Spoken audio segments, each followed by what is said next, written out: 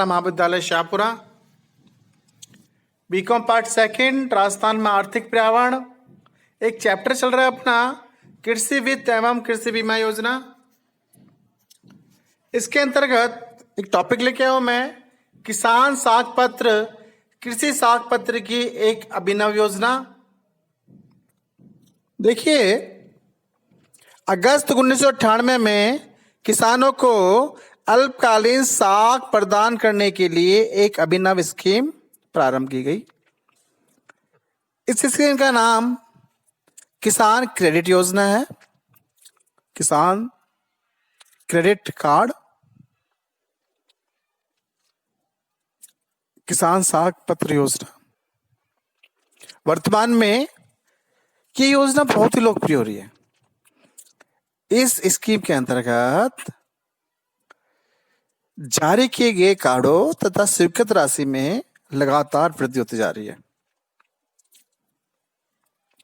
इस योजना के अंतर्गत अल्पकालीन वित्त की सुविधा किसानों को प्रदान की जाती है।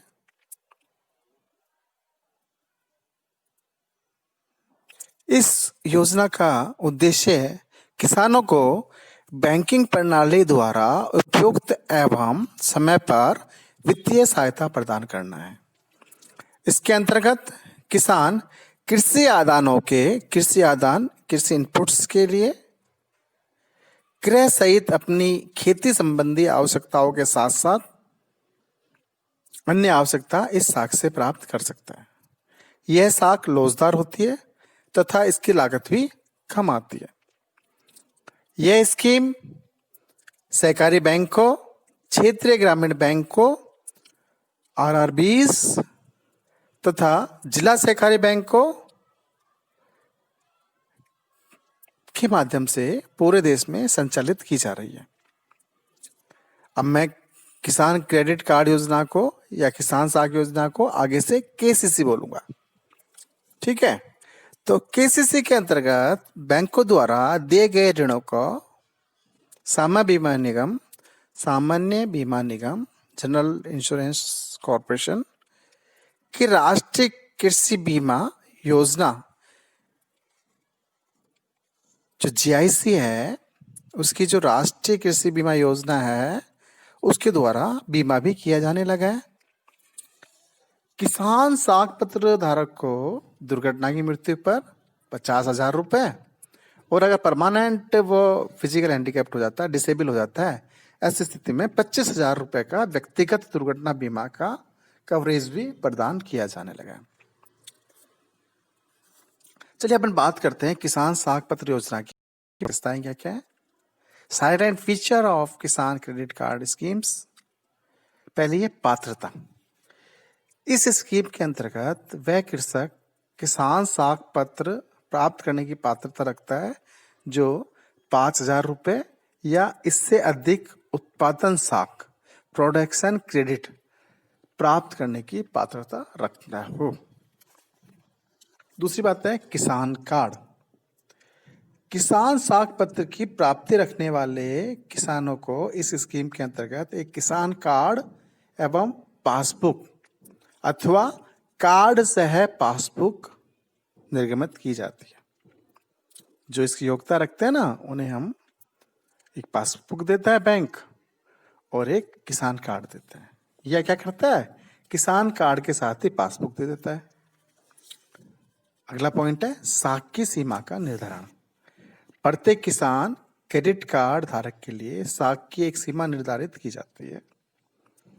इस केसीसी पर साख की सीमा निर्धारित करते समय अनेक बातों का ध्यान रखा जाता है, जैसे किसान की संपूर्ण वर्ग की साख संबंधी आवश्यकताएं कितनी है, कृषि उत्पादन की संपूर्ण वर्ष की साख संबंधी आवश्यकता, कृषि उत्पादन के लिए सहायक क्रियाओं से संबंधित वित्तीय आवश्यकता, किसान की भूमि का आकार एवं सिंचाई की सुविधा आदि ध्यान में रखा जाता है। अगला पॉइंट है किसान क्रेडिट कार्ड की अवधि। किसान क्रेडिट कार्ड है वो सामान्यतः 3 वर्ष की अवधि के लिए जारी किया जाता है, लेकिन इसका प्रत्येक वर्ष आपको नवीनीकरण यानी रिन्यूअल कराना पड़ता है। इस कार्ड के द्वारा प्राप्त साख को 1 वर्ष यानी 12 माह की अवधि के भीतर चुकाना होता है। अगली बात करते हैं साख की राशि एवं इसका आहरण। किसान साख की न्यूनतम राशि, इसके आहरण इत्यादि के संबंध में भारतीय रिजर्व बैंक द्वारा जारी निर्देशों की पालना करना आवश्यक होता है। भारतीय रिजर्व बैंक इस संबंध में समय समय पर दिशा निर्देश जारी करता रहता है। केसीसी के द्वारा न्यूनतम साख राशि निर्धारित होती है। प्राय किसानों की हैसियत और आवश्यकता को ध्यान में रखते हुए किसान साख पत्र धारक को अनेक वर्गों में बांटा जा सकता है। किसान साख पत्र के अंतर्गत स्वीकृत साख का संबंधित किसान अपनी आवश्यकता अनुसार अलग अलग किस्तों में आहरण कर सकता है, वो अलग अलग निकाल सकता है उस पैसे को। इस कार्ड धारक को पुनर्भुगतान की चक्रीय नगद ऋण की सुविधा प्राप्त होती है। इसमें किसान को साख की निर्धारित सीमा में कितनी ही बार आहरण तथा पुनर्भुगतान की सुविधा प्राप्त होती है। आहरण पत्र अथवा चेक के द्वारा किया जाता है। Withdrawals by the withdrawal form और चेक। आहरण के समय केसीसी को किसान साख पत्र को प्रस्तुत करना आवश्यक होता है। अगली बात करेंगे हम किसान साख पत्र के निर्गमन की प्रक्रिया। देखिए किसान साख पत्र कैसे दिया जाता है, what is the process of the KCC, ये आपको बताते हैं। जो किसान केसीसी की सुविधा प्राप्त करना चाहता है उसे निर्धारित प्रपत्र बैंक में प्रस्तुत करना होता है, यानी बैंक में उसे आवेदन करना होता है। आवेदन पत्र के साथ उसे अपनी जमीन की जमाबंदी, गिरदावरी, स्वयं की फोटो, जमीन का नक्शा इत्यादि भी प्रस्तुत करना होता है। आवेदन पत्र की जांच तथा समस्त औपचारिकताओं का पालन करने के बाद बैंक कर्मचारी अधिकारी किसान की जमीन का मौका मुआवजा न करते हैं। मौका मुआवजा मतलब किसान की जमीन जाके देखते हैं। सभी तरह की जांच के बाद पूर्णतः आश्वस्त होने पर बैंक प्रबंधक संबंधित किसान को किसान क्रेडिट कार्ड जारी करने का निर्णय लेता है तथा उसे केसीसी जारी कर दिया जाता है।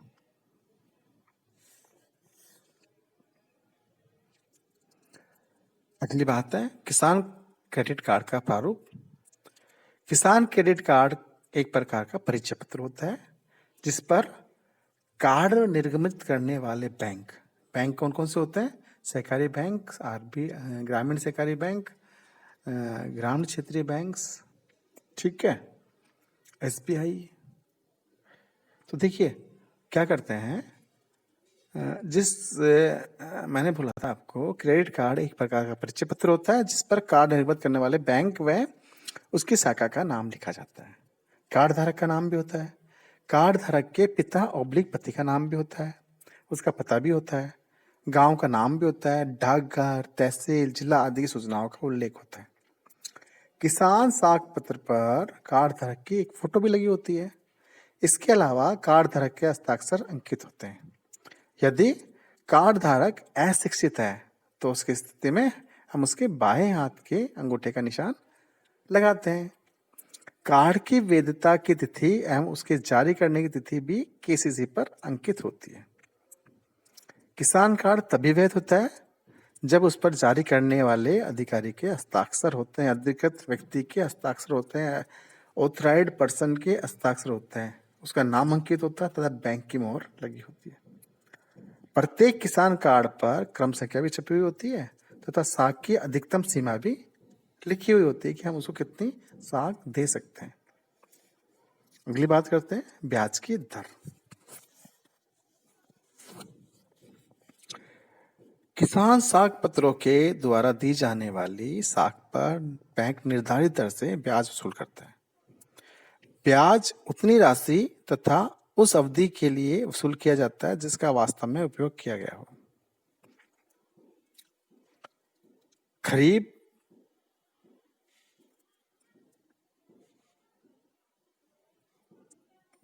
अगली बात करते हैं अपन किसान क्रेडिट कार्ड जारी करने वाली संस्थाएं। मैंने आपको बताया था कौन कौन सी होती है।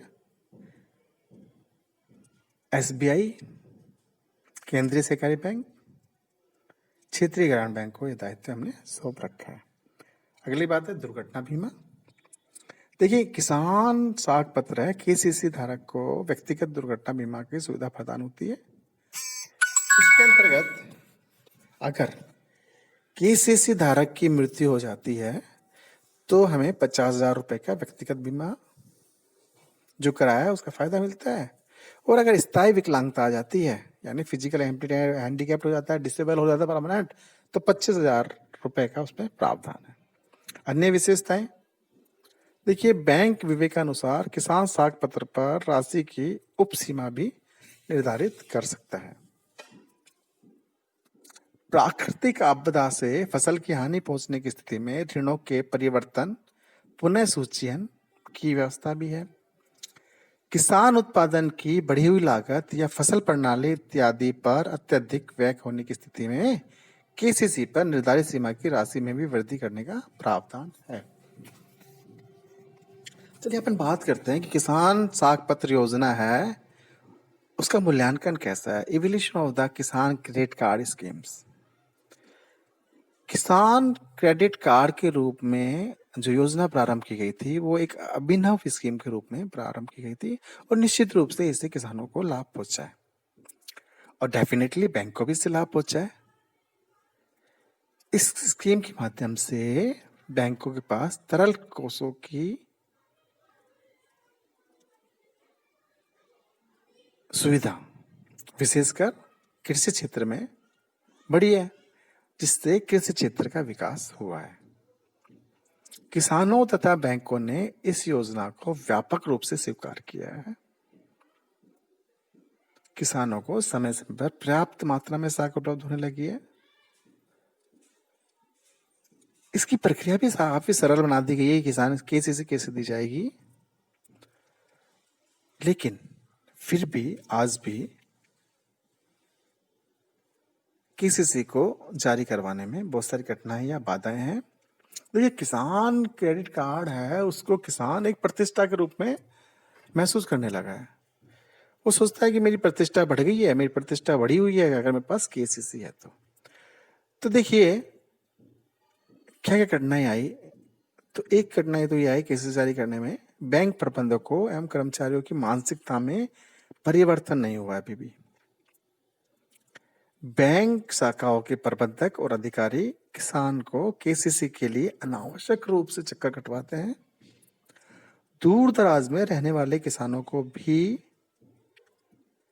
किसान साख पत्र योजना में शामिल किया जाना चाहिए। भारतीय रिजर्व बैंक द्वारा जो दिशा निर्देश दिए गए हैं बैंकों द्वारा, उसका अक्षरतः पालन नहीं किया जाता है। उसकी ब्याज दरों में भी भिन्नताएं पाई जाती हैं। प्रारंभ में बढ़ाईदार कृषकों को केसीसी योजना के अंतर्गत ऋण की सुविधा उपलब्ध नहीं थी।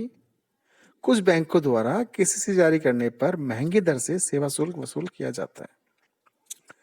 वर्षा पर आधारित कृषि की स्थिति में प्राय बैंक किसान साख पत्र को जारी करने में आनाकानी करते हैं। किसानों को जमाबंदी, गिरदावरी, भूमि का नक्शा आदि प्राप्त करने के लिए काफी कठिनाई आती है तथा पटवारी और अन्य संबंधित अधिकारियों द्वारा इसके लिए क्या वसूल किया जाता है, सेवा शुल्क वसूल करने की भी कुछ शिकायतें हमको मिलती हैं। इतनी कठिनाइयां होने के बावजूद भी कृषि साख पत्र योजना कृषि वित्त में एक मील का पत्थर साबित हुई है। इस योजना के अंतर्गत ऋणों पर जो अधिकतम ब्याज है 5 से 7% रखी गई है और धीरे धीरे इसको जो ऋण प्रदान करने की प्रक्रिया है उसको भी सरल बनाने का प्रयास किया गया है। आज के लिए इतना काफी। Thank you very much. फिर मैं नई चीज लेके आता हूँ।